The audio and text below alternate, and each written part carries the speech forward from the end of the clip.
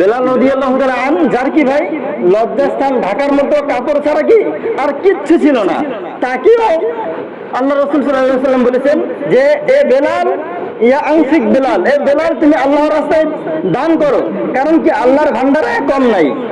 দানি এমন একটা জিনিস, দানি এমন একটা জিনিস যে তোমার রিজিকের মধ্যে বৃদ্ধি করবে। বুঝেছ ভাই? দানি এমন একটা জিনিস যে তোমার রিজিকের মধ্যে কি ভাই বৃদ্ধি করবে। আচ্ছা বলেন তো, আপনি একটা এরকম একটা সামান হাতে ধরে আছেন, ওই সামানটা যদি না রাখেন, আচ্ছা ওই হাত দিয়ে আরেকটা সামান ধরার কোনো সুযোগ আছে? তো ভাই যা আছে এর থেকে যতটুকু পারেন আপনি দান করেন, আল্লাহ এর বদলা উল্টা দিকে আপনার রিজিকের মধ্যে বৃদ্ধি করবে। তাহলে ভাই এই 4টা গুণ ভালো করে বুঝি, 4-5টা গুণ ইমানদারের। এক হচ্ছে কি, আল্লাহর কথা হলে দিলের মধ্যে কম্পন আসবে, ইমান বাড়বে, আল্লাহর প্রতি তাওয়াক্কুল করবে, নামাজ প্রতিষ্ঠা করবে, এবং আল্লাহ যা দেবে এর থেকে কি দান সদকা করবে।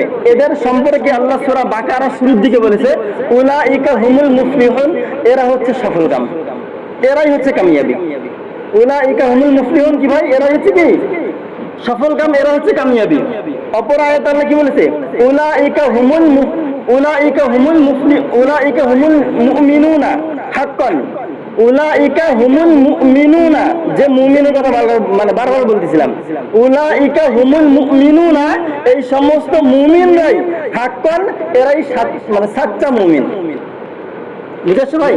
এর জন্য নিজের ইবাদত এভাবে বানাই, এই কয়েকটা গুণের মধ্যে চলি ভাই। 1 নম্বর কথা, নিজে নামাজি হই, নিজের ফ্যামিলিকে নামাজি বানাই, এবং নিজের গ্রামবাসীকে নামাজি বানানোর চিন্তাই করি।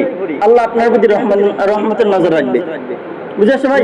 তো আল্লাহ পাক আমাদের প্রত্যেককে বোঝার তৌফিক দান করুন।